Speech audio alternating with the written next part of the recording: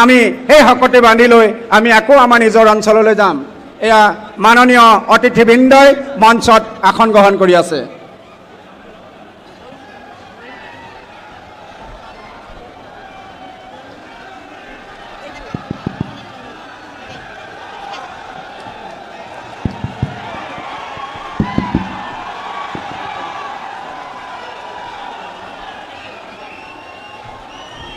সন্মানীয় all India Congress কমিটিৰ সভাপতি মহোদয়, লিডাৰ অফ অপজিশ্যন মহোদয়, মঞ্চত উপবিষ্ট আমাৰ অসম প্ৰদেশ কংগ্ৰেছ কমিটিৰ সন্মানীয় সভাপতিকে প্ৰমুখ্য কৰি আমাৰ অতিথিবৃন্দ, ইয়াৰ লগে লগে মই সেৱা দলৰ মহিলা সদস্যসকলক অসম প্ৰদেশ কংগ্ৰেছ কমিটিৰ বন্দে মাতৰম পৰিৱেশন কৰিবৰ কাৰণে অনুৰোধ জনাইছোঁ। আৰু সকলোৱে বন্দে মাতৰমত আপোনালোকে সহযোগিতা আগবঢ়াব, থিয় হৈ সকলোৱে সহযোগিতা আগবঢ়াওক।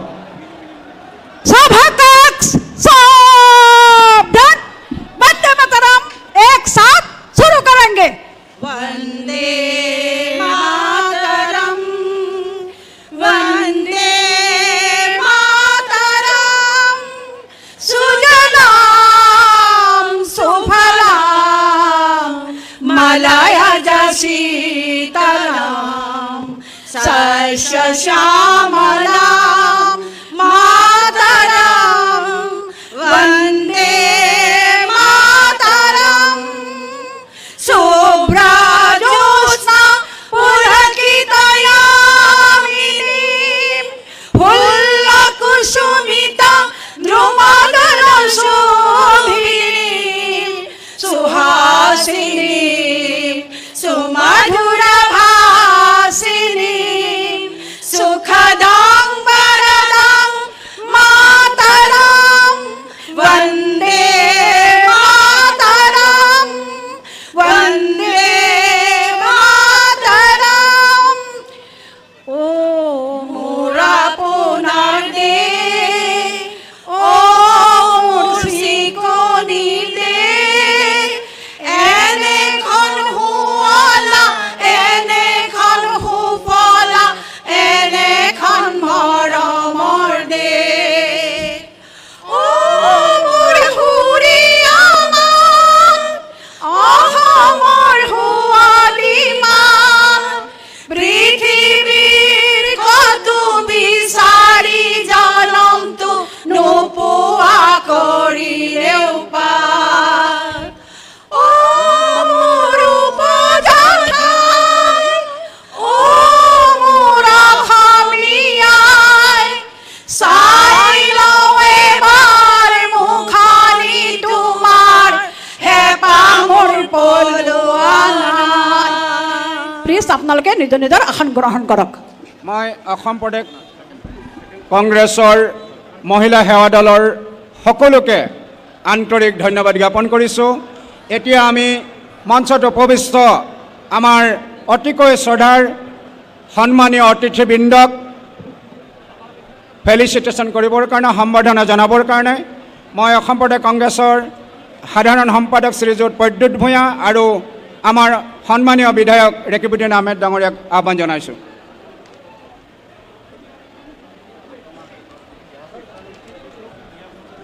নমস্কাৰ। আমাৰ আজি সৌভাগ্য যে আমাৰ মাজত নিখিল ভাৰত কংগ্ৰেছ কমিটিৰ সভাপতি তথা আদৰণীয় শ্ৰী মাল্লিকাৰ্জুন খৰ্গেজী, লগতে লিডাৰ অফ অপজিশ্যন লোকসভাৰ আমাৰ সকলোৰে প্ৰিয় নেতা ৰাহুল গান্ধী ডাঙৰীয়া আমাৰ মাজত আছে।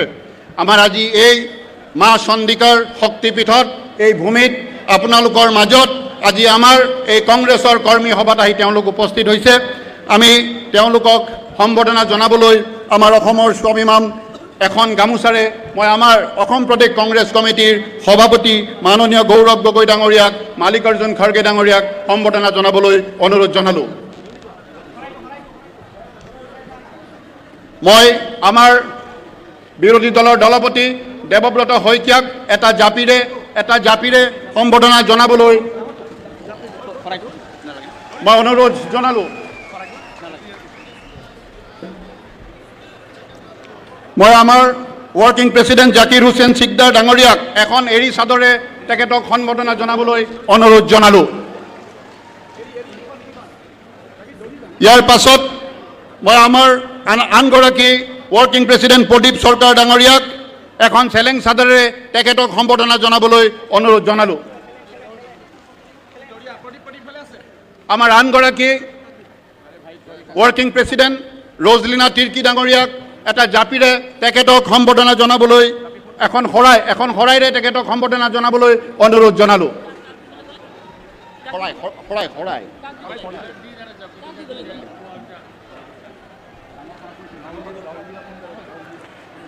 আমি আমাৰ অসম প্ৰদেশ কংগ্ৰেছ কমিটিৰ সভাপতি মাননীয় গৌৰৱ গগৈ ডাঙৰীয়াক, আমাৰ নেতা, আমাৰ প্ৰিয় নেতা ৰাহুল গান্ধী ডাঙৰীয়াক এটা জাপিৰে এখন গামোচা আৰু গামোচা কিয় লৈছা তুমি?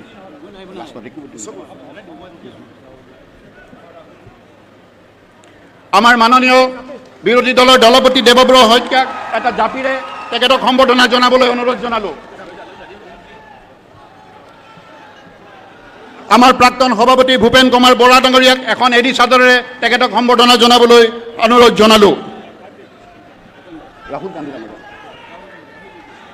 আমাৰ সাংসদ ৰকিবুল হাছন হুছেইন ডাঙৰীয়াই এখন চেলেং চাদৰেৰে আমাৰ প্ৰিয় নেতা ৰাহুল গান্ধী ডাঙৰীয়াক সম্বৰ্ধনা জনাব। আৰু আমাৰ ৰেকিবুদ্দিন আহমেদ ডাঙৰীয়াই এটা শৰাইৰে তেখেতক সম্বৰ্ধনা জনাব।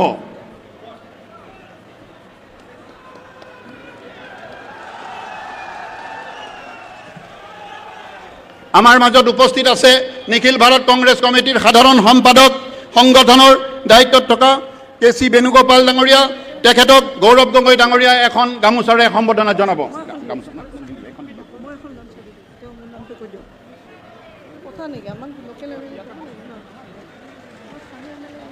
আমাৰ মাজত আছে আনগৰাকী সাধাৰণ সম্পাদক জিতেন্দ্ৰ সিং ডাঙৰীয়া, তেখেতেও এখন ফুলাম গামোচাৰে সম্বৰ্ধনা জনাব আমাৰ সভাপতি গৌৰৱ গগৈ ডাঙৰীয়াই।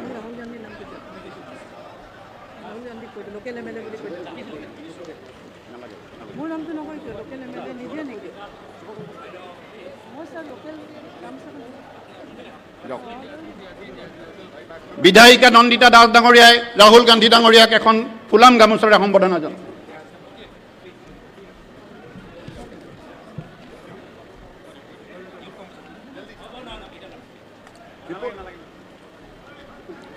এইখিনিতে আমি আমাৰ সম্বৰ্ধনা অনুষ্ঠান সামৰিছোঁ।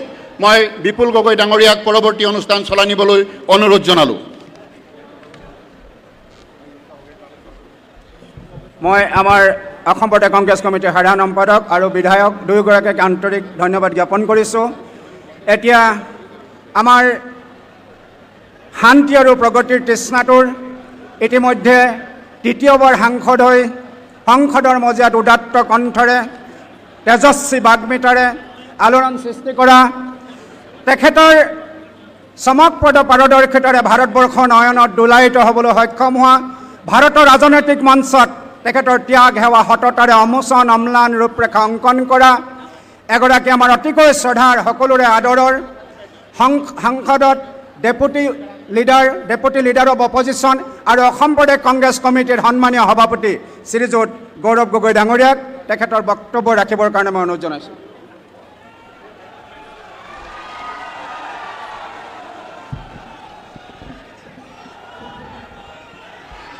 জয় অসম, জয় অসম, জয় অসম। ধন্যবাদ। আজি বনগাঁও ছয়গাঁৱত কংগ্ৰেছ দলৰ ব্লক আৰু মণ্ডল কংগ্ৰেছৰ সভাপতিসকলৰ লগত অনুষ্ঠিত হোৱা আজি এখন কৰ্মী সভাত উপস্থিত থকা আমাৰ কংগ্ৰেছ দলৰ সভাপতি মাল্লিকাৰ্জুন খাৰ্গে ডাঙৰীয়া, উপস্থিত থকা বিৰোধী দলৰ দলপতি মাননীয় ৰাহুল গান্ধী ডাঙৰীয়া, উপস্থিত থকা নিখিল ভাৰত কংগ্ৰেছ সমিতিৰ সাধাৰণ সম্পাদক কেচি বেণুগোপাল ডাঙৰীয়া, AICC general secretary Jitendra Singh ডাঙৰীয়া, বিধায়িনী দলৰ দলপতি দেৱব্ৰত শইকীয়া ডাঙৰীয়া, মঞ্চত উপস্থিত থকা প্ৰাক্তন সভাপতি ভূপেন বৰা ডাঙৰীয়া, ৰকিবুল হুছেইন ডাঙৰীয়া, ৰিপুণ বৰা ডাঙৰীয়া আৰু মঞ্চত উপস্থিত থকা জ্যেষ্ঠসকল, ইয়াত উপস্থিত থকা সতীৰ্থসকল আৰু ইয়াত উপস্থিত থকা আমাৰ দলৰ কৰ্মীসকল, আজি আপোনালোকৰ এই উপস্থিতি প্ৰমাণ কৰি দিছে যে এইবাৰ যুঁজ এখন হ'ব, যুঁজ এখন হ'ব, যুঁজ এখন হ'ব। আমি যুঁজিম আৰু আমি জিকিম, আমি যুঁজিম, আমি যুঁজিম, আমি যুঁজিম, আমি যুঁজিম। কাৰ বাবে যুঁজিছো? নিজৰ বাবে নহয়, আমি যুঁজিছো আমাৰ অসমীয়া আইৰ বাবে, আমি যুঁজিছো অসমীয়া মানুহৰ স্বাভিমানৰ বাবে, আমি যুঁজিছো অসমীয়া মানুহৰ আৱেগৰ বাবে, আমি যুঁজিছো অসমীয়া মানুহৰ নিৰাপত্তাৰ বাবে।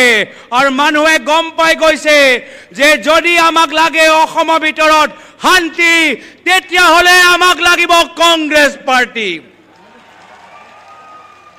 আজিৰ পৰা 25-26 বছৰ আগত অসমৰ চাৰিওফালে অন্ধকাৰ আছিল। ৰাজ্যত অগপৰ চৰকাৰ, কেন্দ্ৰত বিজেপি চৰকাৰ। সেই সময়ত কংগ্ৰেছ দলে সংগ্ৰাম কৰি চাৰিওফালে উন্নয়নৰ পোহৰ আনিলে আৰু শান্তিৰ বাতাবৰণ সৃষ্টি কৰিলে। আজি ইতিহাস ঘূৰি আহিছে, সেই সময়টো ঘূৰি আহিছে, সেই গধুৰ দায়িত্ব ঘূৰি আহিছে। মানুহে গম পাই গৈছে যে যদি আমাক বিজেপি দলৰ পৰা পৰিত্ৰাণ লাগে, যদি আমাৰ বিজেপি দলৰ বিকল্প লাগে, যদি অসমৰ মানুহৰ মুখখনৰ ওপৰত হাঁহি ঘূৰাই নিব লাগে, তেতিয়া সন্মুখত থকা বিধানসভা নিৰ্বাচনত আমাক কংগ্ৰেছ দলটো আৰু শক্তিশালী কৰিব লাগিব।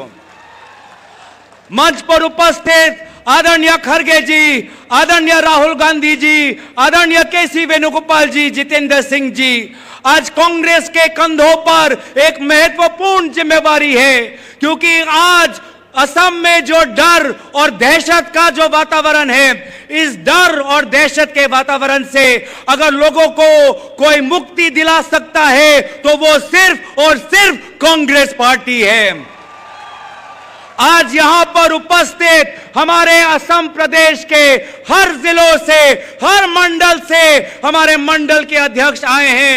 मैं गुजारिश करूंगा वे सारे मंडल अध्यक्ष आप अपना हाथ खड़ा करिए। ये देखिए, ये है हमारी कांग्रेस की ताकत। और आज जब आप बोलेंगे कि डरो मत, ये बात ये सारे गांव पंचायत में कल फैल जाएगा। हम असम के लोगों को बोलेंगे कि आप डरो मत, कांग्रेस पार्टी आपके साथ है। और आदरणीय खड़गे जी, आदरणीय राहुल गांधी जी, आदरणीय केसी वेणुगोपाल जी, मैं आपको 100% पूरे जिम्मेवारी से कहना चाहूंगा, आने वाले साल में आपको असम में कांग्रेस का पर्चा दिखाएगा, आपको कांग्रेस का सरकार यहां पे मिलेगा। क्योंकि लोग आज डर से थक चुके हैं, आज लोग नफरत से थक चुके हैं, आज लोग भ्रष्टाचार से थक चुके हैं। आज वे लोग जो गाय के नाम पर राजनीति करते हैं, आज उनको नया नाम दिया गया है गोरू सूर का।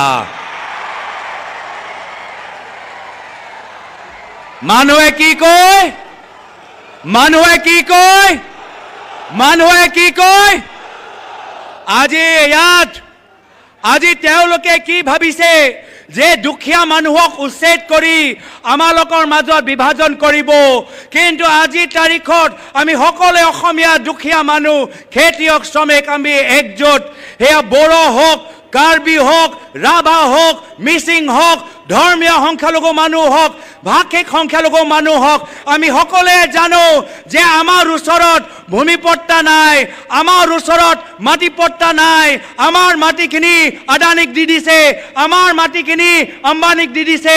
আজি অসমৰ ভিতৰত দুখীয়া মানুহৰ ওচৰত মাটিপট্টা নাই। আজি যদি মাটি কাৰোবাৰ হাতত আছে, সেয়া হ'ল মামা, মামী, আদানী আৰু আম্বানী। আৰু সেই কাৰণে এই বিজেপি চৰকাৰ ভয় কৰে যে অহা বছৰ যেতিয়া কংগ্ৰেছৰ চৰকাৰ আহিব, এটা এটা টকাৰ হিচাপ জনসাধাৰণক দিব লাগিব। आदरणीय खड़गे जी, आदरणीय राहुल गांधी जी, आदरणीय केसी वेणुगोपाल जी, जितेंद्र सिंह जी, असम का मुख्यमंत्री हिमंत बिस्व शर्मा आज डरा हुआ है, क्योंकि उसको पता है जब आने वाले साल में सत्ता उसके हाथ से जाएगी, कहां कहां उनके परिवार के लोगों ने जमीन जब्त किया है, एक एक माटी का, एक एक इंच जमीन का हिसाब लोगों को देना होगा। তো মই বেছি দীঘলীয়া আৰু ক'বলৈ বিচৰা নাই। আজি এই অনুষ্ঠান সফল কৰাৰ বাবে মই সকলোকে ধন্যবাদ কৃতজ্ঞতা জ্ঞাপন কৰি পুনৰবাৰ মই শ্ৰদ্ধাৰে মোৰ প্ৰয়াত পিতৃ প্ৰাক্তন মুখ্যমন্ত্ৰী তৰুণ গগৈদেৱক শ্ৰদ্ধাৰে স্মৰণ কৰি আমি কৈছোঁ যে কংগ্ৰেছ পাৰ্টি সকলৰ বাবে যুঁজি যাব, সেয়া হিন্দু হওক, মুছলিম হওক, শিখ হওক, খ্ৰীষ্টিয়ান হওক, বড়ো, ৰাভা, বড়ো, বঙালী, অসমীয়া, বিহাৰী, কংগ্ৰেছ দল সকলৰ দল, কংগ্ৰেছ দল শান্তি দল, কংগ্ৰেছ দল অসমৰ ৰাইজৰ আজি ভৱিষ্যৰ বাবে শান্তি প্ৰগতি অনা দল। এইখিনিয়ে কথা কৈ মই নিজৰ চমু দুআষাৰ সামৰিছোঁ। ধন্যবাদ। জয় হিন্দ, জয় আই অসম, জয় আই অসম, জয় আই অসম। ধন্যবাদ। জাতীয় দায়িত্ব নিষ্ঠাৰে পালন কৰি সাংবিধানিক দায়বদ্ধতাৰে বৈভৱেৰে সমুজ্জ্বল মনৰ সামাজিক ৰাজনৈতিক দায়বদ্ধতাৰ বৰ্ণময় চেতনাৰ উৰ্মিমালাই সকলোৰে মাজত আলোড়ন সৃষ্টি কৰা আমাৰ সকলোৰে প্ৰিয় নেতা সাংসদ আৰু অসম প্ৰদেশ কংগ্ৰেছ কমিটিৰ সন্মানীয় সভাপতি শ্ৰীযুত গৌৰৱ গগৈ ডাঙৰীয়াৰ তেখেতৰ বহুমূলীয়া বক্তব্যৰ কাৰণে মই তেখেতক আন্তৰিক ধন্যবাদ জ্ঞাপন কৰিছোঁ। মই এতিয়া অনুৰোধ জনাব খুজিছোঁ আমাৰ সকলোৰে শ্ৰদ্ধাৰ আদৰৰ SLP লিডাৰ শ্ৰীযুত দেৱব্ৰত শইকীয়া ডাঙৰীয়াক আপোনালোকক উদ্দেশ্যি তেখেতৰ বহুমূলীয়া ভাষণ আগবঢ়াবৰ কাৰণে।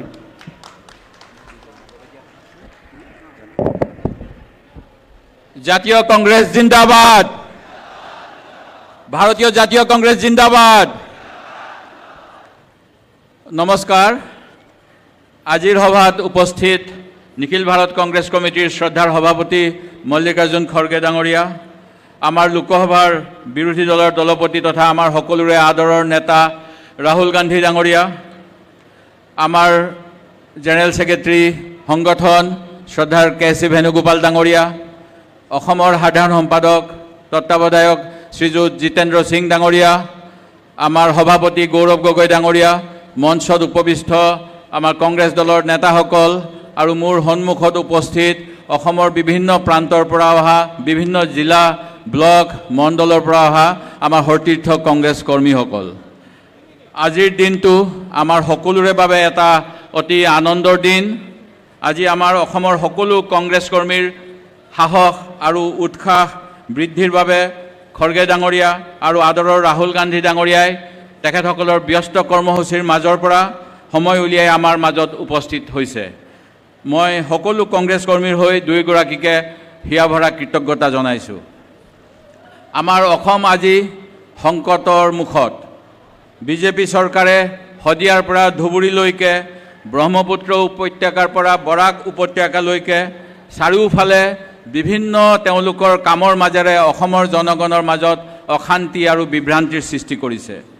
আজি ডক্টৰ হিমন্ত বিশ্ব শৰ্মা ডাঙৰীয়াই অসমক ভাৰতবৰ্ষৰ শ্ৰেষ্ঠ 5খন ৰাজ্যৰ শাৰীত তুলিম বুলি ক'লেও স্বাস্থ্য, শিক্ষা, প্ৰশাসন, কৃষি, যুৱকৰ সমস্যা সমাধান বিভিন্ন দিশত চৰকাৰী হওক বা বেচৰকাৰী হওক সকলোবোৰ প্ৰতিষ্ঠানৰ প্ৰতিবেদন অনুসৰি আমি তলৰ ফালৰ পৰা 5খন ৰাজ্যৰ ভিতৰত আছোঁ। আনফালে এটাৰ পিছত আন এটা কেলেংকাৰী এই চৰকাৰখনৰ সময়ত আমি উদঙাবলৈ সক্ষম হৈছোঁ। ডক্টৰ হিমন্ত বিশ্ব শৰ্মা চৰকাৰে প্ৰায় 1.8 লাখ কোটি টকাৰ ঋণৰ বোজা ইতিমধ্যে যোৱা 9 বছৰত আমাৰ অসমীয়া মানুহৰ মূৰৰ ওপৰত জাপি দিছে আৰু যাৰ ফলত আমাৰ প্ৰতিজনৰ ওপৰত 50,000 টকাও হ'ব। কিন্তু 2016 চনত আমাৰ প্ৰয়াত মুখ্যমন্ত্ৰী তৰুণ গগৈ ডাঙৰীয়াক তেখেতসকলে সমালোচনা কৰিছিল আৰু কৈছিল মাত্ৰ 10,000 টকা ঋণ থকাৰ বাবে তেওঁ অসমৰ কোনো উন্নয়নমূলক কাম কৰিব নোৱাৰে। আজি আমাৰ অসমখন বিভিন্ন কূটকৌশলেৰে আদানী, আম্বানী, পতঞ্জলি, বেদান্তক গতাই দিয়াৰ বাবে অসম চৰকাৰে এটা চক্ৰান্ত কৰিছে। আজিৰ এই বিজেপি চৰকাৰখন ইষ্ট ইণ্ডিয়া কোম্পানীৰ চৰকাৰৰ নিচিনাকৈ বিজেপি বহিৰাগত পুঁজিপতিৰ চৰকাৰ হৈছে। তেখেতসকলে ভালৰি লগাবলৈ ভূমিপুত্ৰ খিলঞ্জীয়া ভূমিহীন লোকসকলক আদানী আম্বানীৰ কথা মতে উচ্ছেদ কৰিছে, কিন্তু প্ৰচাৰ চলাইছে সন্দেহযুক্ত বাংলাদেশীৰ উচ্ছেদ।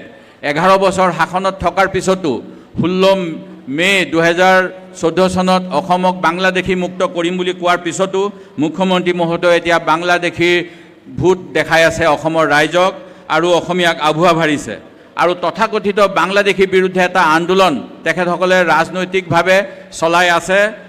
আৰু এই উচ্ছেদিতসকলক কিন্তু এহাতেদি উচ্ছেদ কৰাৰ পিছত অন্য স্থানত পইচা দিছে, সংস্থাপিত কৰিছে। আমি বিদেশীৰ সংস্থাপন নহয়, অসম চুক্তি অনুসৰি আমি বিতৰণ বিচাৰোঁ। যদিহে সঁচাকৈ বিদেশী, তেখেতসকলক বাংলাদেশলৈ কিয় পঠোৱা হোৱা নাই? এই ভৰ বাৰিষাৰ সময়ত কোনো পুনৰ সংস্থাপনৰ ব্যৱস্থা নোকোৱাকৈ আবাল বৃদ্ধ বনিতাক ঘৰৰ পৰা ৰাস্তালৈ উলিয়াই দিছে। তেখেতসকলৰ লালসাৰ বাবে লখিমপুৰত কঠীয়াতলিত বুলডোজাৰ চলাইছে, উচ্ছেদ কৰিছে।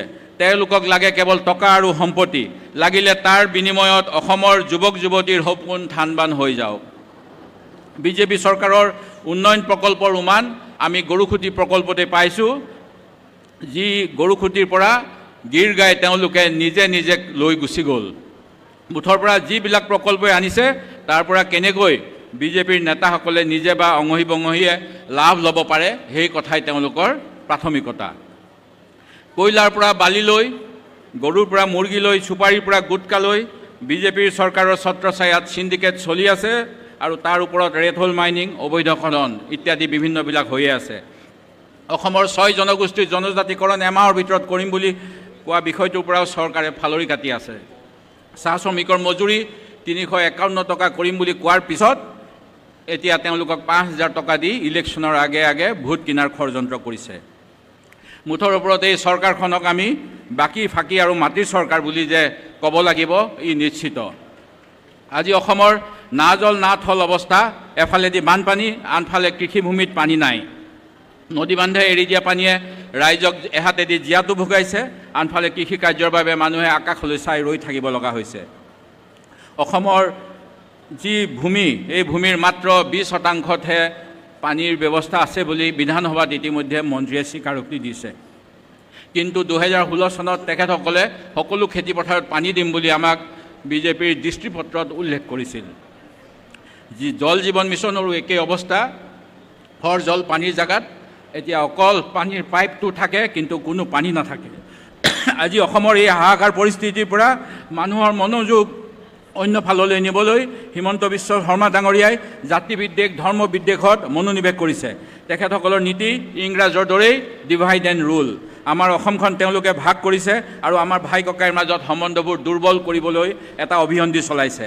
সমাজত যিমানেই হিংসা সন্দেহ বৃদ্ধি পায় তেওঁলোকে সিমানেই ভাল পায় আৰু তাৰ বাবে তেখেতসকলে অসমৰ শান্তিপ্ৰিয় জনগণৰ হাতত বন্দুক তুলি দিয়াৰ লাইচেঞ্চ দিম বুলিও ঘোষণা কৰিছে। আমি অসমৰ কংগ্ৰেছ কৰ্মীসকলে তেওঁলোকৰ এই সপোন পূৰণ হ'বলৈ নিদিওঁ। অসমক যেনেধৰণে অসমৰ জনগণক প্ৰতাৰণা কৰাৰ আকৌ ব্যৱস্থা কৰিব বিচাৰিছে তাৰ বিৰুদ্ধে আমি সংকল্প গ্ৰহণ কৰিব লাগিব। আমি 2024ত ঐক্য আৰু সংহতিৰ বাবে যুঁজিম। আমি অসমৰ ভৱিষ্যতৰ কাৰণে যুঁজিম। আমি অসমৰ কৃষকৰ কঠীয়াৰ মান ৰক্ষাৰ কাৰণে যুঁজিম আৰু এইবাৰ এখন নিশ্চিতভাৱে যুঁজ হ'ব। এই যুঁজত আমি সকলোৱে যুঁজিম আৰু জয়লাভ কৰিম। এখন যুঁজ নিশ্চিতভাৱে হ'ব আৰু এই যুঁজত আমি জয়লাভ কৰিম আৰু এই যুঁজৰ বাবে আমি সকলোৱে আগন্তুক সময়ছোৱাত কাম কৰিব লাগিব। আজিৰ সভাৰ পৰা এই আহ্বান জনাই মই মোৰ বক্তব্য সামৰিছোঁ। জয় আই অসম, ভাৰতীয় জাতীয় কংগ্ৰেছ জিন্দাবাদ।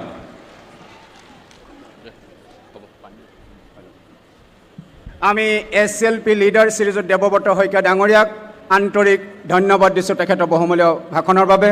May I now request our Honorable AICC General Secretary in charge Assam, Shri Jitendra Singh sir, to kindly deliver his valuable speech. Akhil Bharatiya Congress committee के सम्मानीय अध्यक्ष श्री मल्लिकार्जुन खड़गे साहब, नेता प्रतिपक्ष लोकसभा में आदरणीय राहुल गांधी जी, हमारे साथ विराजमान हैं हमारे KC वेणुगोपाल साहब, गौरव गोगोई जी, CLP लीडर साइकिया साहब, मंच पर विराजमान सभी वरिष्ठ नेतागण और आज के कार्यक्रम के मुख्य अतिथि सभी हमारे मंडल के साथी आए हैं, ग्राम पंचायतों से आए हैं, सदिया से लेकर दुबरी तक आए हैं। आप सब लोगों का मैं बहुत बहुत स्वागत करता हूं। आज के कार्यक्रम के मुख्य अतिथि आप हैं।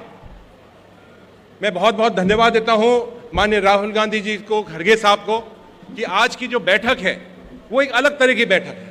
मुझे लगता नहीं है कि कई देश के अंदर इस तरह की बैठक हुई है जहां पार्टी के कार्यकर्ता, जो पार्टी की आन बान और शान है, जो हमारी पार्टी की नींव की पत्थर है, उनसे मिलने के लिए आप आए हैं। आपका बहुत बहुत धन्यवाद। खड़गे साहब और राहुल जी, ये जो हमारे फौज के जो सिपाही हैं, ये रात और दिन कांग्रेस पार्टी के लड़ते हैं, आसाम की जनता के लिए लड़ते हैं। और जिस तरह की सरकार चल रही है, कोई सोशल मीडिया के अंदर कोई पोस्ट डाल देता है तो शाम को पुलिस आ जाती है, किसी की दुकान है तो दुकान बंद कर दी जाती है, किसी का बिजनेस है तो उसके पास शाम को इनकम टैक्स वाले पहुंच जाते हैं, किसी का परिवार में कोई टीचर लग रहा हो, कोई छोटा मोटा अफसर लग रहा हो तो उसका ट्रांसफर कर देते हैं। लेकिन फिर भी कांग्रेस की जो हर कार्यकर्ता खड़ा हुआ है मजबूती के साथ। अब इनका पाप का घड़ा भर चुका है, पानी सर के ऊपर से निकलने वाला है। आसाम की जनता ने तय कर लिया है कि इस सरकार को उखाड़ के फेंकना है। एक इस तरह का माहौल पूरे आसाम के अंदर बन चुका है। बताओ सही बात है या नहीं? हाथ खड़े करके बताओ। तो मैं आपसे निवेदन करने आया हूं कि मुझे यहां बहुत प्रेम मिला है। पिछले 4 साल से मैं इंचार्ज हूं। हर ब्लॉक में, हर विधानसभा क्षेत्र के अंदर मैं जाकर सिर्फ इनका एक संदेश आपके पास पहुंचाना चाहता हूं। ये आपको वादा करते हैं 2026 के चुनाव के अंदर कांग्रेस का झंडा लहराएगा और ये जितने भी लोग हैं जो भ्रष्ट लोग हैं, मुख्यमंत्री है, उसका पूरा परिवार है, उनको जेल के पीछे डालेगा। ये आपको कहने के लिए आपको मैं बता रहा हूं। बहुत बहुत धन्यवाद। और एक बात, हाथ खड़े करके राहुल जी को वादा करिए कि सरकार को उखाड़ के फेंकेंगे 2026 के अंदर। जय हिंद, जय Assam. We express our sincere thanks and gratitude to Honorable Shri Jitendra Singh sir. The presence of Honorable Leader of Opposition and former President AICC, Honorable President AICC and the dignitaries, it has given us immense encouragement and it will give a new vibrancy, new zeal and vigor. May I now request our Honorable Leader of Opposition, Shri Rahul Gandhi sir, to kindly address the gathering.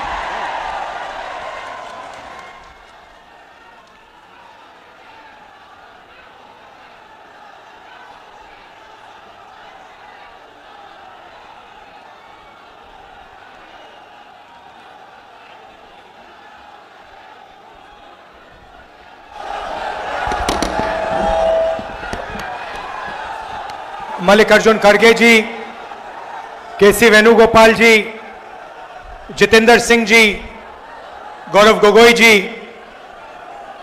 Saikia ji, stage पे Congress party के वरिष्ठ नेता, senior नेता, MPs, MLA, हमारे प्यारे कार्यकर्ता, पंचायतों से आए हैं, बूथ के जो वर्कर्स हैं, आप सबका यहां मैं बहुत बहुत स्वागत करता हूं। नमस्कार। आपका मूड कैसा है? ठीक से बोलिए भाई, मूड कैसा है? ये आप लोग सब कांग्रेस पार्टी के शेर और शेरनियां हो और शेर और शेरनी किसी से नहीं डरते हैं।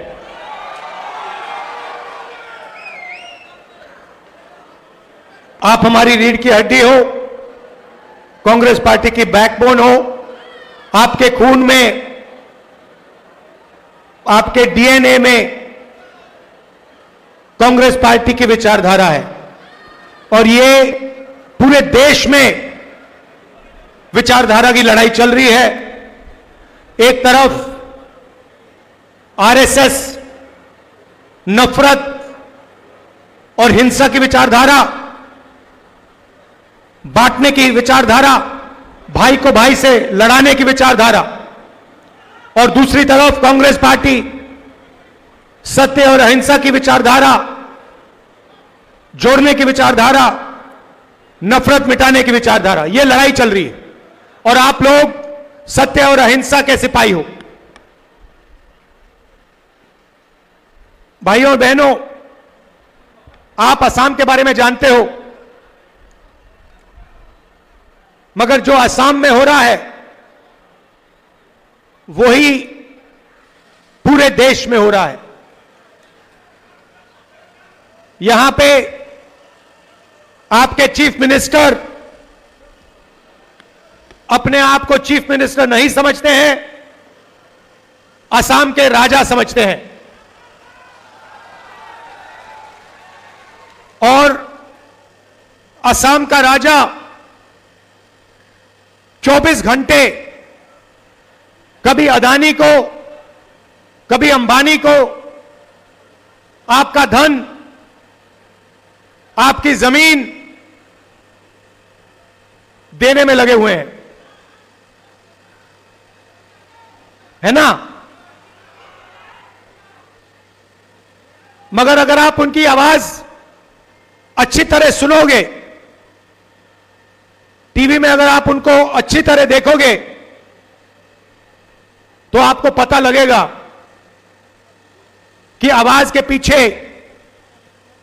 डर है। बड़ी बड़ी बातें करते हैं, चिल्लाते हैं, मगर आप आज जाकर टेलीविजन पे उनका चेहरा देखना, उनकी आवाज सुनना, और आपको दिखेगा कि उनकी आवाज में, उनके दिल की गहराई में डर है। क्योंकि वो जानते हैं कि एक ना एक दिन कांग्रेस के जो बब्बर शेर हैं उन्हें पकड़ के जेल के अंदर डाल देंगे। वो जानते हैं कि जो उन्होंने भ्रष्टाचार किया है, उनके परिवार ने जो भ्रष्टाचार किया है, कभी ना कभी उसका हिसाब उन्हें असम की जनता को देना पड़ेगा। और देखिए, मैं बिना सोचे समझे नहीं बोलता हूं, और आमतौर से जब मैं जो बोलता हूं वो होता है। मैंने कोविड के समय बोला था, नोटबंदी के समय बोला था, गलत जीएसटी के समय बोला था, और नतीजा आपको दिखा। और मैं आज आपको बोल रहा हूं कि कुछ ही समय में आपको यही मीडिया वाले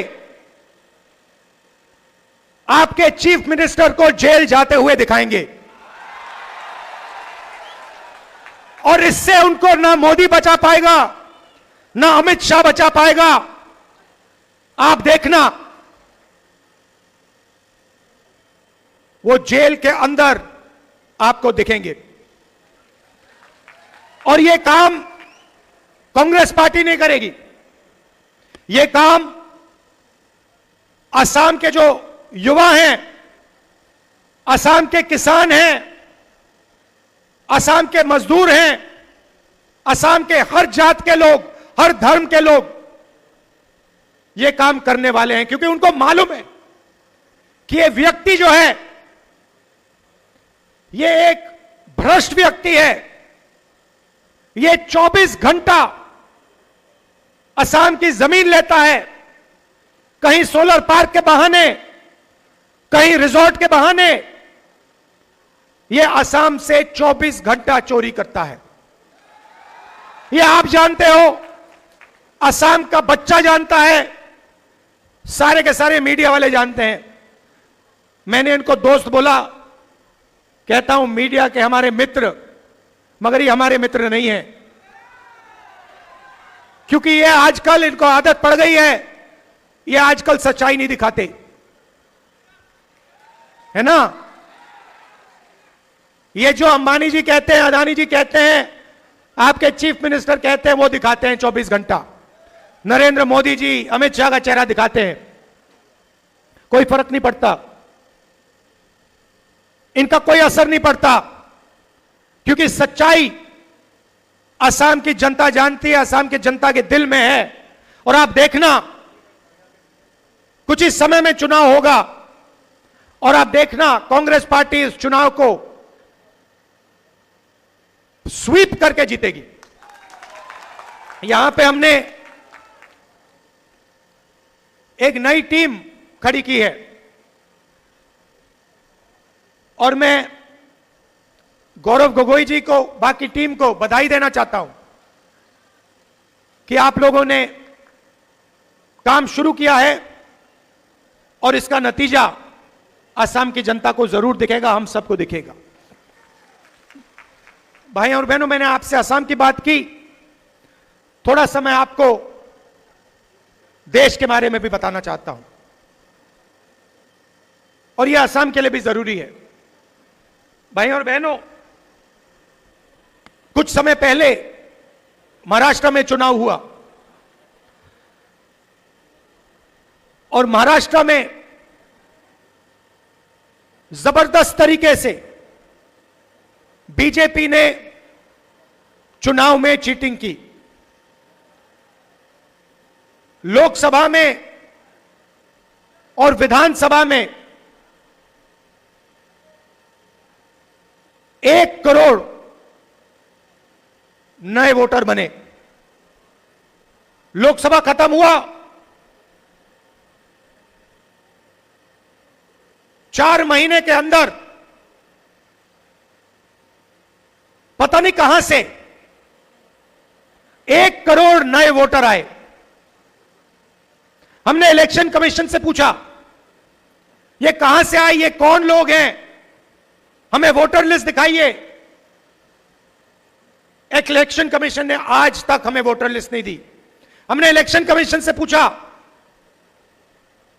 कि वीडियोग्राफी हुई है हर पोलिंग बूथ में, हमें वीडियोग्राफी दीजिए, क्योंकि ये सारे के सारे नए वोटर जो आए हैं इन्होंने बीजेपी को वोट किया है। लोकसभा में चुनाव हमारा गठबंधन जीतता है, 1 करोड़ नए वोटर आते हैं 4 महीने में और फिर विधानसभा में हम हारते हैं। तो हमने इलेक्शन कमीशन से कहा हमें वीडियोग्राफी दिखाइए, उन्होंने मना कर दिया, कानून बदल दिया। भाई और बहनों, महाराष्ट्र का चुनाव बीजेपी ने और इलेक्शन कमीशन ने चोरी किया है, मैं आपको इस स्टेज से कह रहा हूं। और वही काम वो बिहार में करने की कोशिश कर रहे हैं। आपको मालूम होगा कि उन्होंने बिहार में नई वोटर लिस्ट तैयार करनी शुरू कर दी है और उस वोटर लिस्ट में लाखों करोड़ों लोगों को वो हटा रहे हैं। किसको हटा रहे हैं? गरीबों को, मजदूरों को, किसानों को, कांग्रेस पार्टी के वोटर्स को, आरजेडी के वोटर्स को। हम वहां पे आंदोलन कर रहे हैं, हम उन पर दबाव डाल रहे हैं, मगर मैं कांग्रेस पार्टी के नेताओं को और हर वोटर को कहना चाहता हूं, जो इन्होंने महाराष्ट्र में किया, जो ये बिहार में करने की कोशिश कर रहे हैं, वही ये असम में कोशिश करने की ये कोशिश करेंगे। और ये आप सबकी, हम सबकी जिम्मेदारी है कि इन्हें ये काम हम नहीं करने देंगे। तो आपको सावधान रहना है, क्योंकि ये बीजेपी वाले और इलेक्शन कमीशन ये एक साथ आजकल काम कर रहे हैं। इलेक्शन कमीशन अपनी जिम्मेदारी नहीं निभा रहा है। इलेक्शन कमीशन पूरे तरीके से बीजेपी और उनकी नेताओं की बात सुन रहा है। हमने उनसे अनेक बार वोटर लिस्ट मांगी है, आज तक हमें ना वोटर लिस्ट मिली ना वीडियोग्राफी मिली। बहाने बनाते हैं, मैंने चिट्ठी लिखी है, बहाने बनाते हैं, अपना काम नहीं करते हैं। तो आपको सावधान रहना है, आपकी लीडरशिप को सावधान रहना है। और यहां पे हम सबकी जिम्मेदारी है कि वोटर लिस्ट सही तरीके से बने और वोटर लिस्ट में सारे के सारे लोग जो भी आसाम में रहते हैं, सारे के सारे लोग उस वोटर लिस्ट पे हों। भाइयों और बहनों, जो असम में हो रहा है वो हिंदुस्तान में हो रहा है। यहां पे आपकी जमीन हजारों एकड़ किसी ना किसी बहाने अदानी को, अंबानी को, रामदेव को दी जाती है। वही महाराष्ट्र में हो रहा है, वही हिंदुस्तान के कोने कोने में हिंदुस्तान की सरकार कर रही। जहां भी आप जाएं, जो छोटे बिजनेस वाले हैं, जो देश की रीढ़ की हड्डी हैं, किसान हैं, मजदूर हैं, उनको खत्म किया जा रहा है और 5-6 अरबपतियों को हिंदुस्तान का जल, जंगल, जमीन, धन पूरा का पूरा दिया जा रहा है। यह लड़ाई है। यह देश 5-6 अरबपतियों का नहीं है। यह देश आपका है, असम के युवाओं का है, किसानों का, मजदूरों का, छोटे व्यापारियों का है। आज हालत यह हुई है कि हिंदुस्तान के युवाओं को रोजगार नहीं मिलता है। महंगाई बढ़ती जाती है, पेट्रोल के दाम, डीजल के दाम बढ़ते जाते हैं, अनाज के, सब्जी के दाम बढ़ते जाते हैं, आपको रोजगार नहीं मिलता। पहले सरकारी अस्पताल होते थे, फ्री में आपको इलाज मिलता था, उन सबको प्राइवेटाइज कर दिया। सरकारी स्कूल, सरकारी कॉलेजेस, सरकारी यूनिवर्सिटीज हुआ करती थी, उसमें आपको फ्री में एजुकेशन मिलता था। आजकल जहां भी आप देखोगे, शिक्षा, स्वास्थ्य, जहां भी आप देखोगे, आपके जेब में से पैसा निकलेगा। और पैसा कहां जाता है? उन्हीं 5-10 अरबपतियों के जेब में जाता है।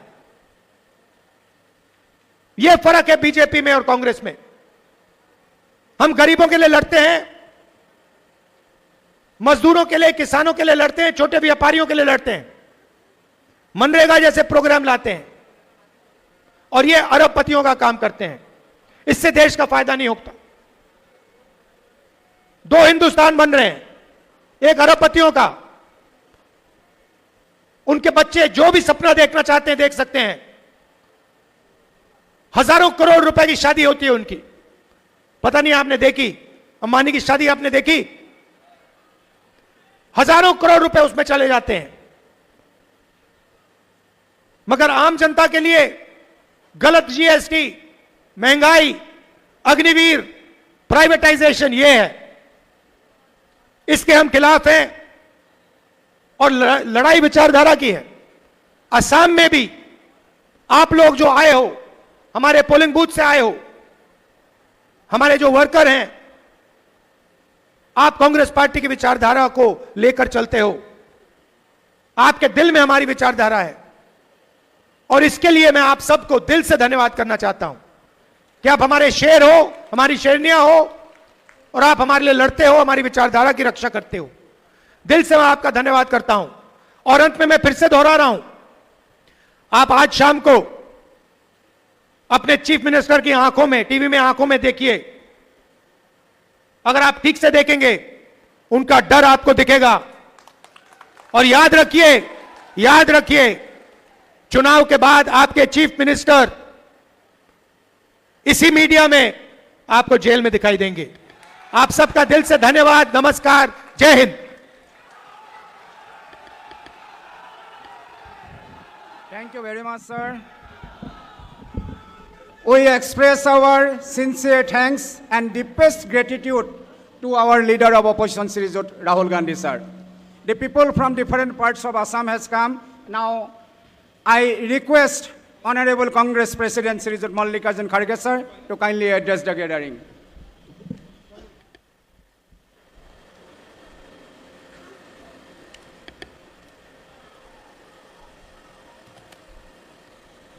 इस मंच पर बैठे हुए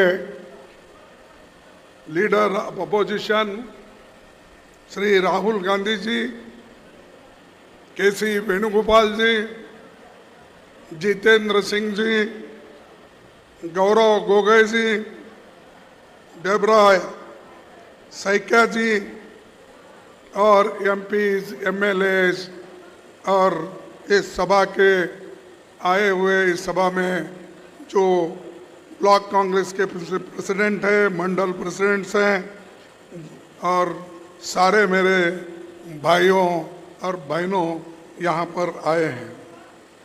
आप सबको मैं नमस्ते करता हूँ और मेरे प्यारे भाइयों और बहनों, ये आसाम कांग्रेस के लिए एक मजबूत गढ़ है।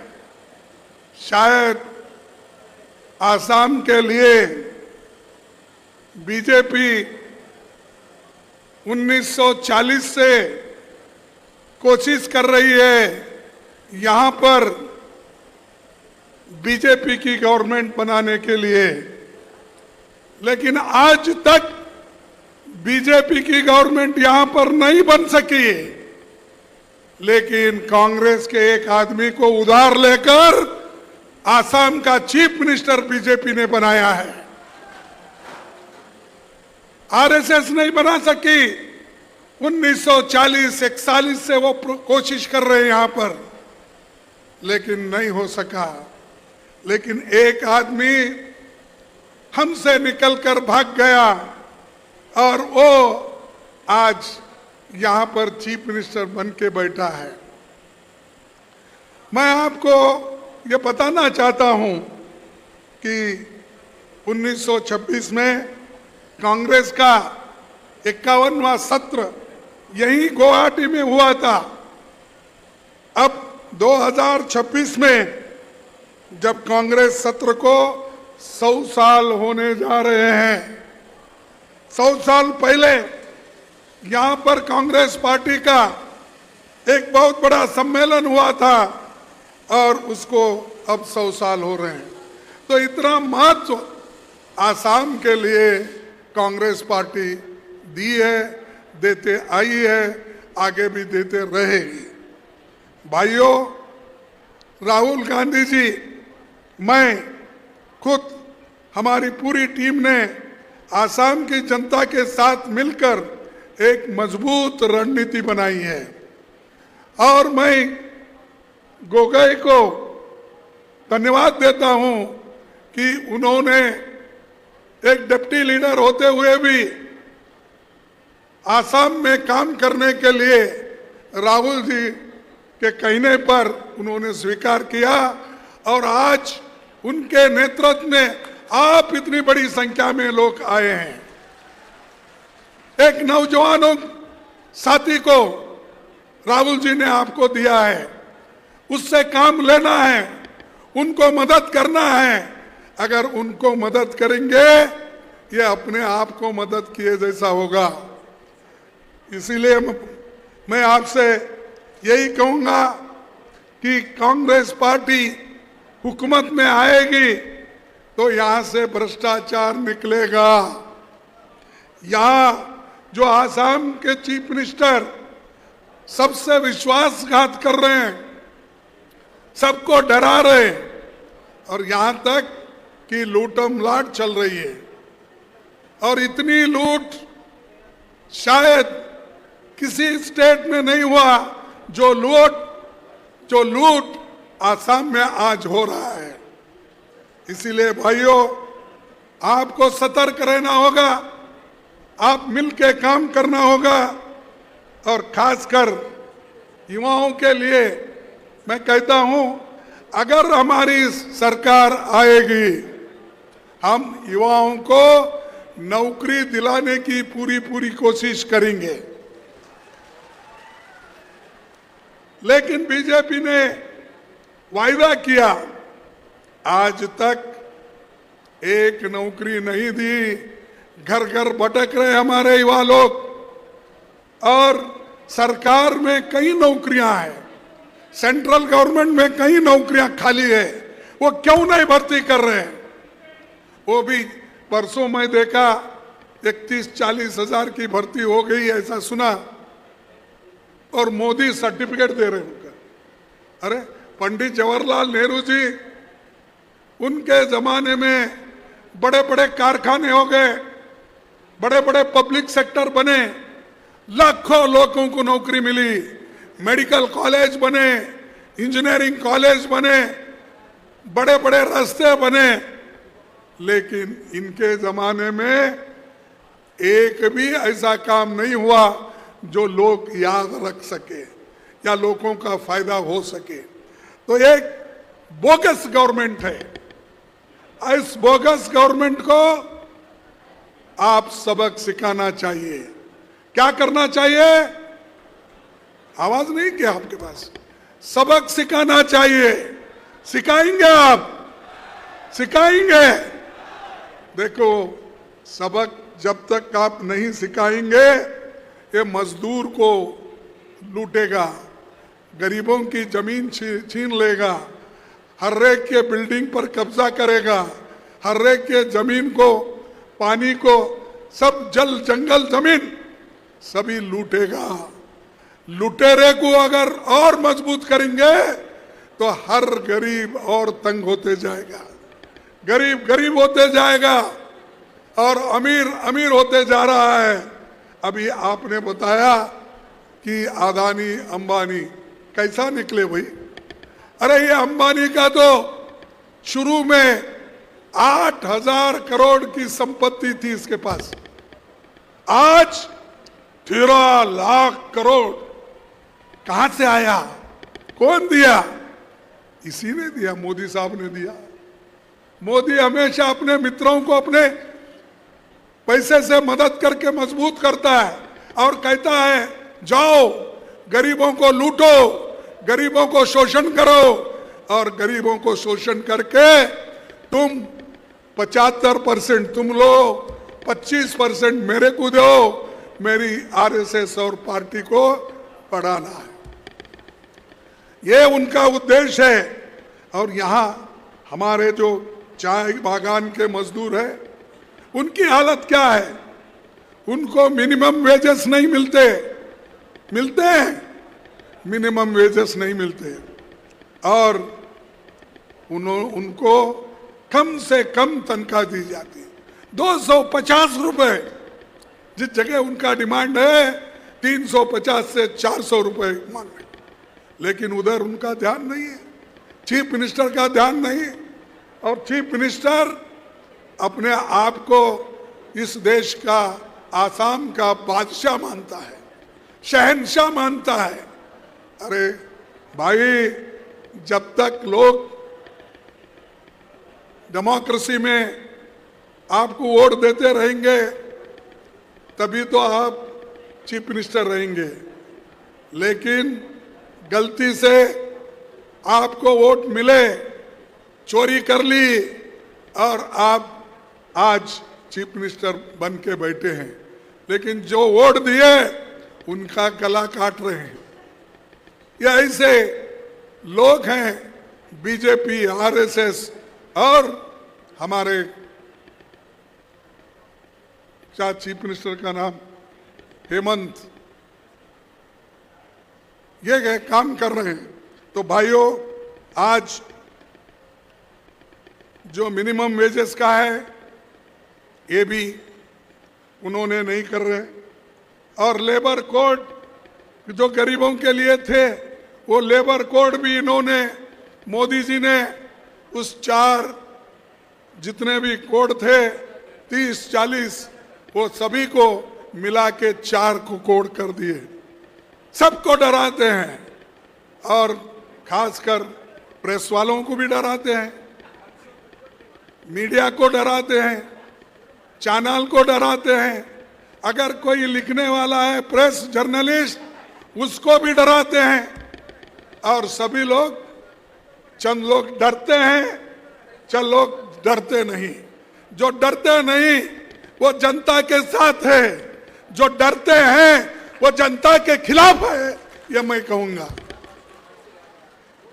ये बात ध्यान रखना कि आसाम के लोग इतने आसानी से डरने वाले नहीं हैं, वो मजबूत है, वो अपने आप को यहाँ पर एक होकर काम करने की शक्ति रखते हैं।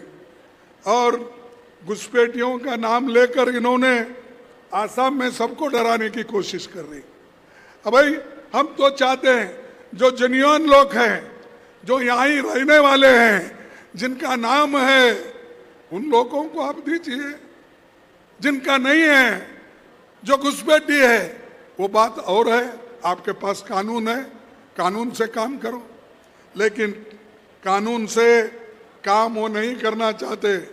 ये दोनों डबल इंजन बोलते ना, वो यूपी में बहुत बोलता है योगी, हमारे योगी जी, वो हमेशा यूपी में डबल इंजन सरकार। कौन डबल इंजन? एक योगी की सरकार यूपी की और एक मोदी की सरकार केंद्र में। और यहाँ वो देखकर, या हेमंत भी यही शुरू किया है, ये डबल इंजन की सरकार आसाम में बहुत काम कर रही है। कहाँ काम कर रहे हो भाई? हम देखे, तुम तो केंद्र में भी तुम्हारी सरकार है ना। हम निकले गुवाहाटी से, हमारे को सिर्फ 30 किलोमीटर का रास्ता 2 घंटे लगा, 2 घंटे। और ये है इनकी गवर्नमेंट, और ये कहते हैं हम डेवलपमेंट करेंगे। अरे डेवलपमेंट के नाम से तो आप पैसे खा रहे हैं, डेवलपमेंट के नाम से आप लोगों को लूट रहे हैं।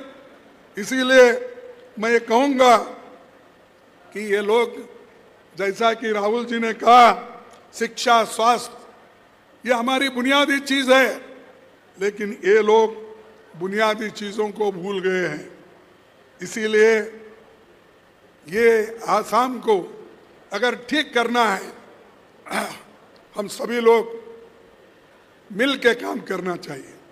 और दूसरा,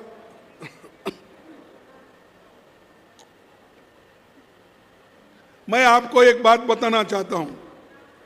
राज्य में, आसाम के लोगों के ऊपर 2 लाख करोड़ रुपए का कर्जा है। 2 लाख करोड़, इतना कर्जा इन्होंने 10 साल में बना के रखा है। और ऊपर से बोलते डेवलपमेंट हो रहा है। अगर डेवलपमेंट हो रहा है, पैसे आपके पास है, तो क्यों 2 लाख करोड़ रुपए का यहां पर इतना कर्जा है? वो कर्जा आपको फेडना होगा, आपके सरकार सर पे वो आएगा। ये सब इन्होंने किया है। लेकिन मैं आपको यही कहूंगा कि आप लोग मजबूती से रहो। और जो इन्होंने बुलडोजर लगाया, इविक्शन ड्राइव कराया, पिछले सप्ताह दुबरी में 2000 परिवारों के घरों को बुलडोजर लगाकर तोड़ दिया। लेकिन उनको याद रखना चाहिए, आने वाली कांग्रेस की सरकार जिन जिन लोगों के घर इन्होंने तोड़ा, उनको हम बना के देंगे और उनको मदद करेंगे। और तुमको कहां भेजेंगे हम? जो गलत काम किए उनको कहां भेजना चाहिए? जेल। इसीलिए इन्होंने जेल का रास्ता, अब जेल अच्छे कर लो पहले ही, क्योंकि उसमें रहना है आपको। अगर ये करेंगे तो आप अच्छे रहेंगे उसमें। आज जमीन चुनिंदा लोगों को दे रहे, फॉरेस्ट काट रहे इंडस्ट्री के नाम पे, और दलित, पिछड़े, आदिवासी, बोरो, कार्बो, गारो, अहोम आबादी के साथ साथ आसामिया हिंदुओं को, अल्पसंख्यक के मुस्लिम समुदाय को जीवन करना मुश्किल हो गया है। उनको जीवन करना मुश्किल हो गया है। इसीलिए आपको बचाने के लिए राहुल गांधी जी आएंगे इलेक्शन में, गौरव गोगोई रहेगा हमारे साथ। हम मिलके आपके काम के लिए लड़ेंगे और आसाम में एक अच्छा सरकार हम बनाएंगे।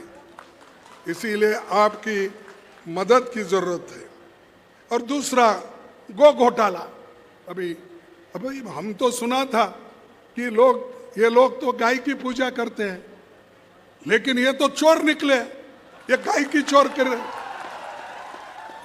चोरी कर रहे और बोलते हैं कि दूसरों को कि ये गाय है, इसको अरे ये एक्सपोर्ट बिजनेस तुम्हारा है, बड़े बड़े एक्सपोर्टर्स कौन है?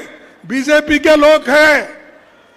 गाय के मांस को अगर एक्सपोर्ट कोई करता है, बीजेपी के नेता लोग करते हैं। और परसों मैं सुना, वो भी अहमदाबाद से, गुजरात से लाए, क्योंकि गुजरात का और इनका बड़ा दोस्ती है ना, ये गुरु शिष्य है। इन्होंने 300 गाय खरीदी, गिर गाय, जो एक इसका होता है एक नया ब्रीड, उसको तो 300 गाय कहां से लाए? गुजरात से। कहां से लाए? मोदी के पास से। मोदी के पास से 300 गाय गरीबों को बांटने के लिए लाए, लेकिन उसमें 90 गाय गायब।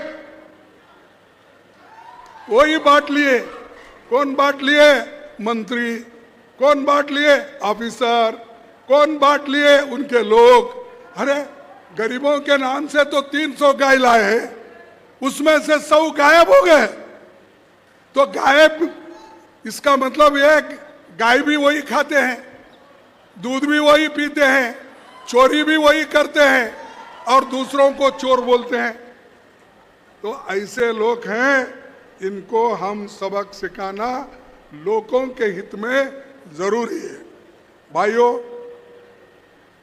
मुख्यमंत्री ये बोलता है,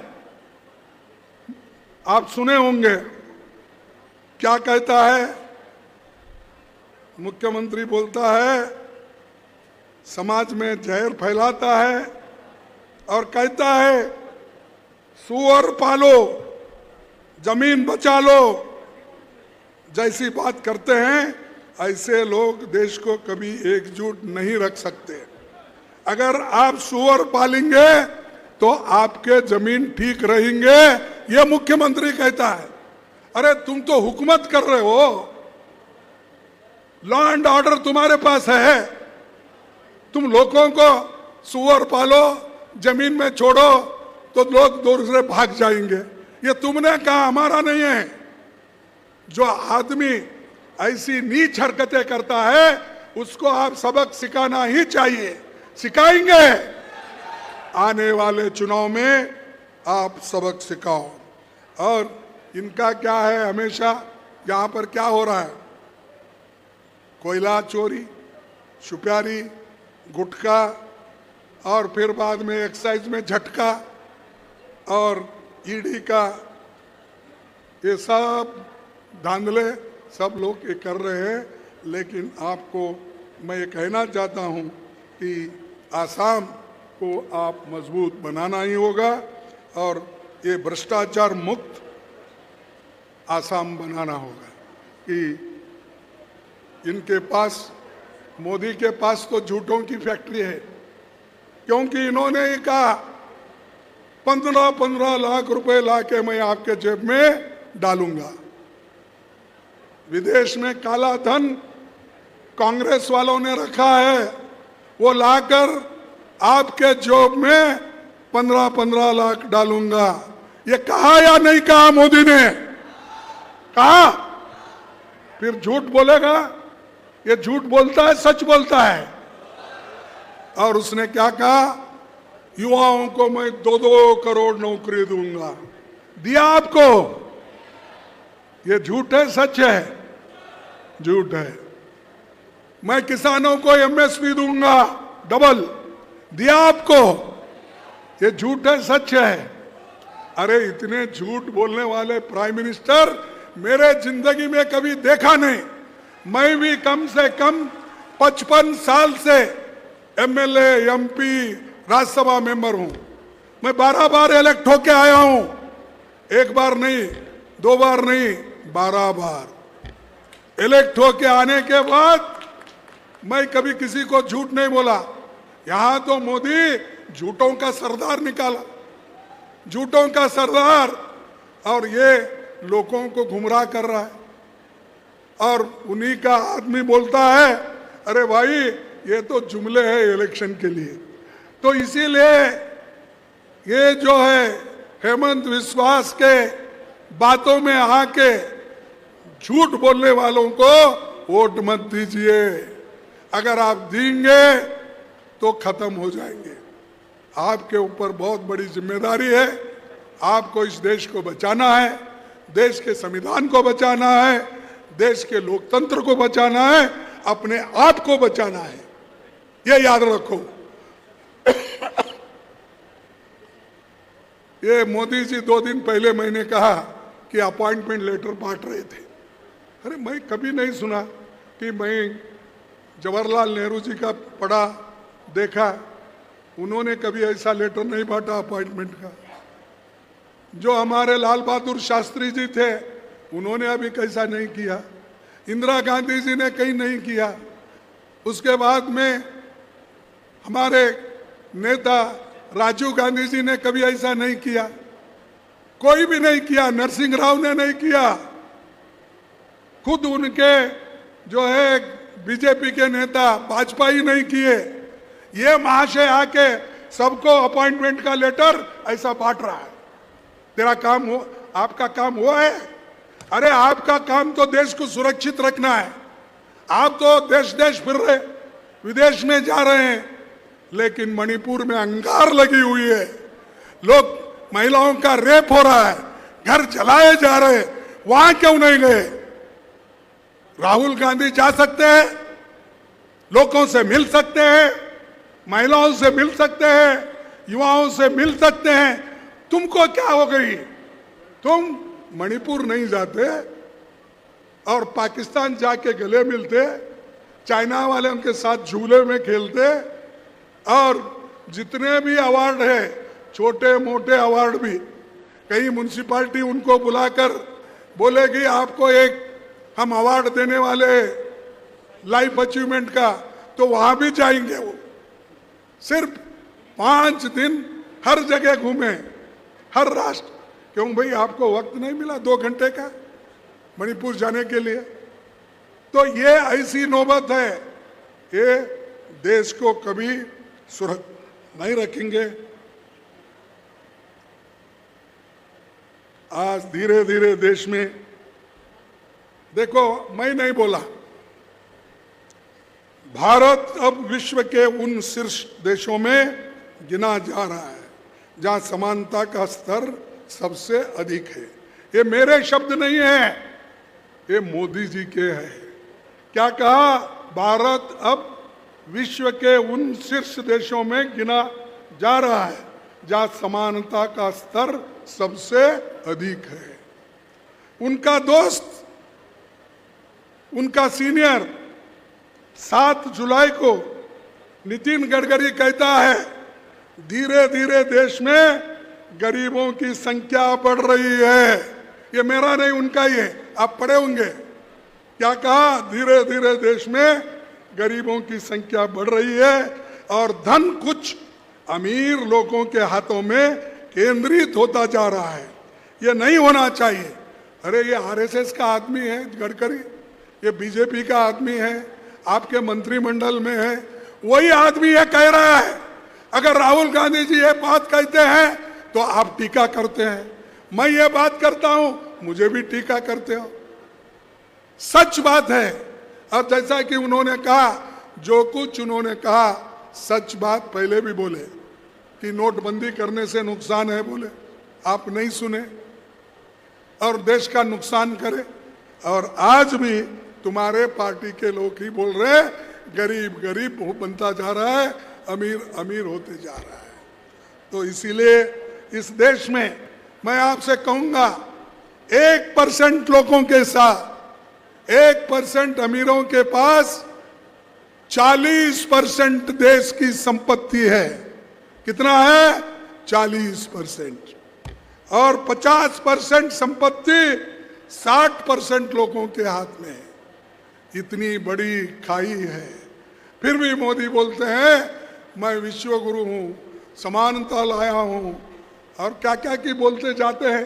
कोई सुनता नहीं, लेकिन बोलने का वो छोड़ते नहीं। तो भाइयों, मैं 2 ही बातें कहकर मैं अपने बात को समाप्त करूंगा। ये सबको डराने की कोशिश कर रहे हैं। हमारे वर्कर्स को ईडी का भय डाल रहे, इनकम टैक्स का भय डाल रहे और चोरी के इल्ज़ाम लगाकर लोगों को अलग अलग तरीके से उनको डरा रहे। इसीलिए मैं एक विनती करूंगा कि भारत संविधान देश में जितने भी नागरिक हैं उनको वोट आज जो मिला है इस संविधान से मिला है और वो संविधान को बचाना आपका फर्ज होता है, आपका काम होता है। संविधान को बदलने का काम आरएसएस और बीजेपी कर रही है, उसको मौका मत दो। अगर उसको मौका दिए तो वो सबको बर्बाद कर देगा, लेकिन हम छोड़ेंगे नहीं। अरे आसाम के लोग ऐसा छोड़ेंगे जो बदमाशी करेगा, जो देश के लोगों को कुचल के अगर उनको सताएगा तो उसको सबक सिखाने का मंत्र हमारे पास है और वो मंत्र हम उन्हें उपयोग करके नेक्स्ट इलेक्शन में उनको जेल भिजाने की पूरी कोशिश करेंगे। और ये लोग तो साजिश बहुत करते हैं। यहाँ पर वोटर लिस्ट की भी यहाँ भी साजिश हुई, चल रही, अभी डिलिमिटेशन की भी चल रही साजिश। महाराष्ट्र में कैसा हुआ, हमारा इलेक्शन चोरी हुआ, अब बिहार में भी चोरी करने का चल रहा है। तो इन चोरों को हमको दूर रखना चाहिए। इसीलिए मैं इतना ही कहता हूँ मेरे भाइयों, मेरे आसाम के जितने भी लोग हैं, तुम्हारे हित में हम लोग जो संविधान आपको आज़ादी दिलाई है और जो आपके पास तंत्र है उसका उपयोग हम करेंगे।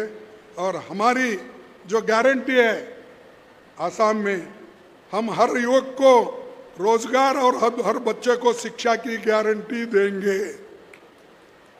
मैं और एक बार पढ़ता हूं, अगर आपको सुने, हम हर युवाओं को रोजगार और हर बच्चे को शिक्षा की गारंटी देंगे, जैसा हमने हिमाचल प्रदेश में किया, जैसा हमने कर्नाटक में किया, जैसा हमने तेलंगाना में किया।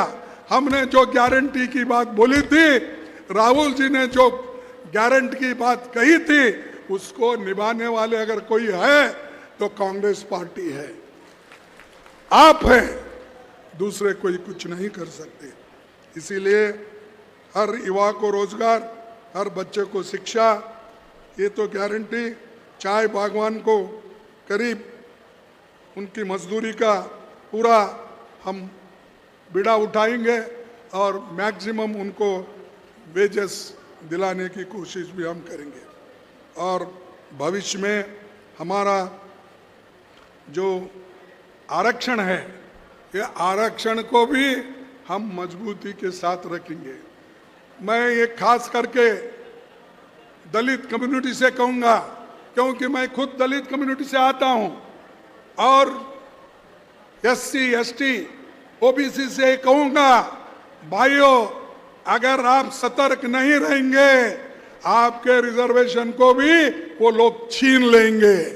तो मजबूत रहो, डरो मत।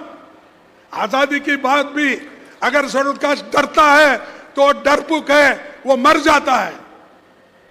शेड्यूल ट्राइब को जान मिली है संविधान से, अगर वो भी अभी भी डरता है ऊपर वालों को या बड़े बड़े लोगों को, तो तुम कहीं के भी नहीं रहेंगे। तो इसलिए आप लोग डरना, मजबूती से काम करो और हम हमेशा आपके साथ हैं। पूरी पार्टी हमारी साथ है, राहुल जी साथ है, हम हैं, गोगोई है, अपोजिशन लीडर, जितने भी, मैं एक का नाम नहीं लेता, हम सब मिलके काम करते हैं, मिलके लड़ते हैं, मिलके सरकार को लाते हैं। इतना कह के मैं अपने भाषण को समाप्त करूंगा। एक दो स्लोगन मैं बोलूंगा, आपको भी आवाज देना होगा। जय हिंद। क्या यारो, कुछ पीछे के लोग भी नहीं बोल रहे। जय हिंद, जय हिंद, जय कांग्रेस, जय कांग्रेस, जय कांग्रेस। जय आसाम, जय आसाम, जय आसाम। और बोलो हम सब एक रहेंगे, हम सब एक रहेंगे। बस ये कहते हुए मेरे 4 शब्द को समाप्त करता हूं। आप सभी को धन्यवाद। और ये मीटिंग अच्छी हो गई। उन जो ऑर्गेनाइज किए उन सभी नेताओं को मैं धन्यवाद करता हूं। नमस्कार। Thank you very much, Honorable Congress President Srijit Mallikarjun Kharge sir. Your relentless pursuit to amplify the voice of nation and your vision for an inclusive India will be always source of inspiration for the Congress Party. এতিয়া মই সন্মানীয় বিধায়ক শ্ৰীযুত ৰেকিবুদ্দিন আহমেদ ডাঙৰীয়াক তেখেতক শলাগৰ শৰাই আগবঢ়াবৰ কাৰণে অনুৰোধ জনালোঁ।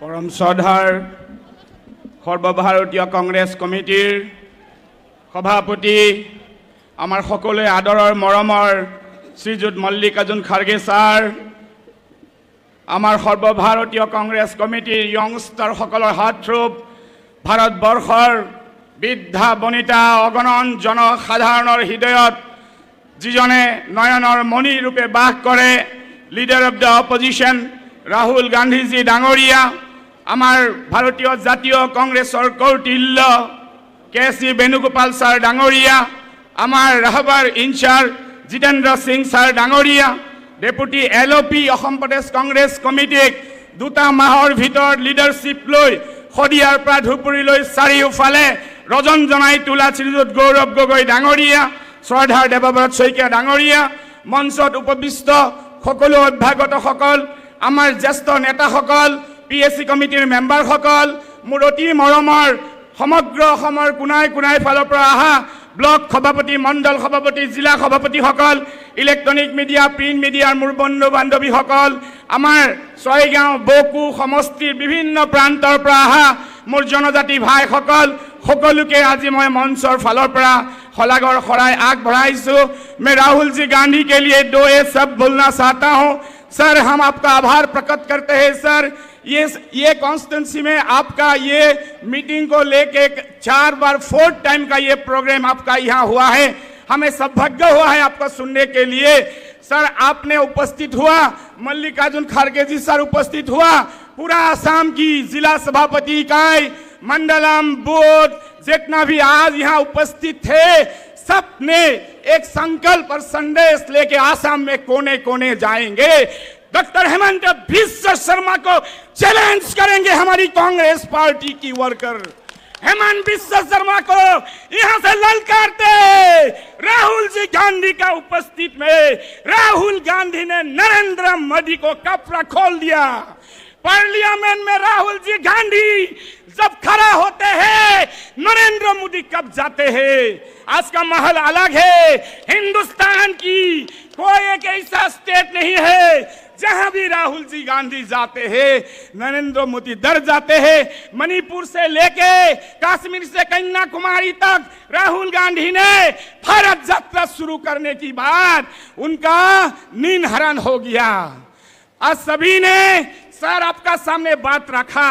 हेमंत बिस्वा शर्मा जी का सर खत्म करते हैं। यस सर, आने वाला 26 जितेंद्र सिंह सर, राहुल जी गांधी, मल्लिकार्जुन खड़गे जी सर, गौरव गगोई का नेतृत्व में सर, आपका नेतृत्व में हम आसाम में सरकार बना के दिखाएंगे सर। गवर्नर हाउस में हम बड़ी तादाद में MLA जिता के आसाम की पक्ष में लेके जाके खड़े करेंगे सर। सबको दोबारा सभी लोगों ने हमें ऑर्गेनाइजर का रूप से गौरव गगोई जी ने हमें मौका दिया। सबको मैं तहे दिल से धन्यवाद करता हूं। এতিয়া মই অসম প্ৰদেশ কংগ্ৰেছৰ মহিলা সেৱা দলক ৰাষ্ট্ৰীয় সংগীত পৰিৱেশন কৰিবৰ কাৰণে অনুৰোধ জনাইছোঁ। গোটেইখিনি আপোনালোকে থিয় হ'লে ভাল হয়। सभा कक्ष सावधान, राष्ट्रीय गान एक साथ शुरू करेंगे।